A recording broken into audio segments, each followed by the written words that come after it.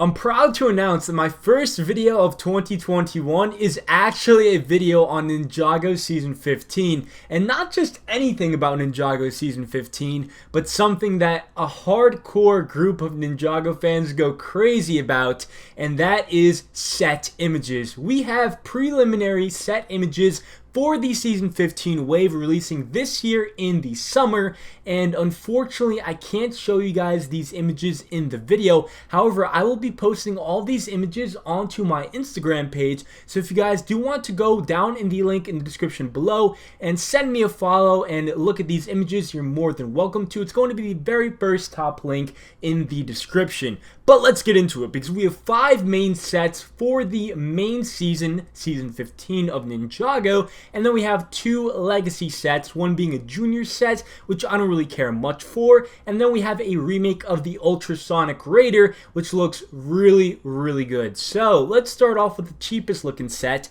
which is this little Lloyd mech that I guess is supposed to be underwater. If you guys didn't already know, this whole season has a theme of it being underwater, and the ninja using scuba gear in order to explore these ancient temples and ruins and encounter some sea serpents along the way. So I think it's a safe bet to say that Nia will be playing a huge role in this season.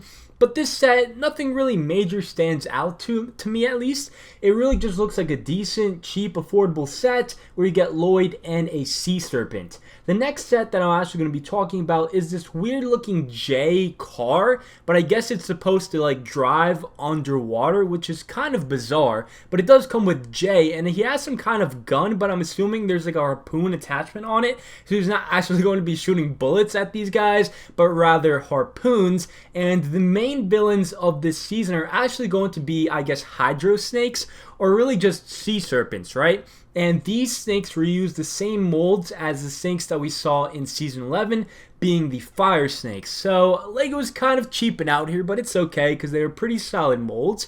And this car really reminds me of that possession vehicle we got for Jay, where he kind of has that storage container in the back and he's like sucking up all these ghosts with this vacuum thing.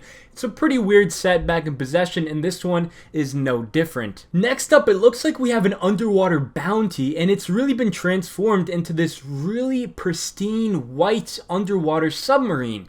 And I'm really liking this vibe, to be honest with you. There's a lot of moving parts. There's a lot of little builds, I guess little detachable vehicles that you can send out of the submarine. And you, of course, have the ninja using their little flippers to swim around underwater. And there seems to be some kind of mermaid man or something. Someone's holding a trident with some kind of like a carriage that I guess has like seahorses attached to it at the front to, you know, carry him away. Something like that. But this set is definitely going to be one of the ones that you have to have for this wave.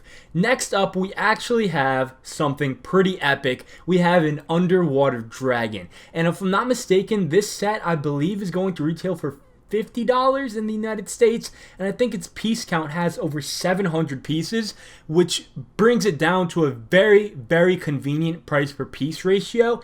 And this thing looks kind of girly, I'm not going to lie, but I think a lot of fans are going to like it because this is Nia's dragon, and I have to say it looks like a spectacular set, especially for Nia fans. I feel like we've been wanting and waiting for a pure Nia dragon for the longest time now, so it's nice to see some fan service. And then we also get a little submarine build in the background.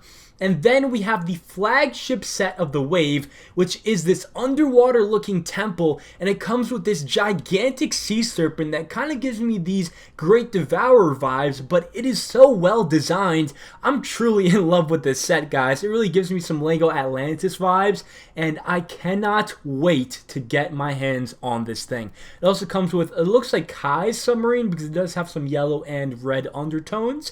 And we get a bunch of sea serpents as well, and some main looking villain. That mold really hasn't been created yet, with another trident piece and some ninja attacking. So overall, this is going to be a great flagship set and another villain layer, but this time it all takes place underwater. Next up, we have the legacy set of the wave, and this is the Ultrasonic Raider, and it's looking a lot different this time, a little bit more I guess, futuristic, if you will. The last one kind of had these, I guess, capsules that it really focused on. Well, this time it really gives a lot of curvature to these canopy pieces, and they look a little bit blocky, but it really does go with the design of this vehicle. And I'm assuming it has the same play features as the Day of the Departed Ultrasonic Raider, where it kind of separates into all these different vehicles and stuff.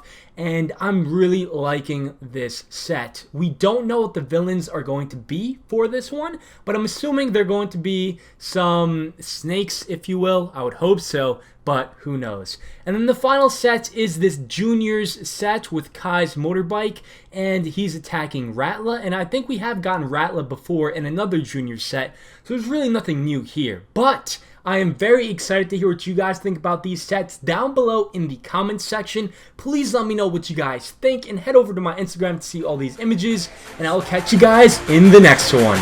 Peace.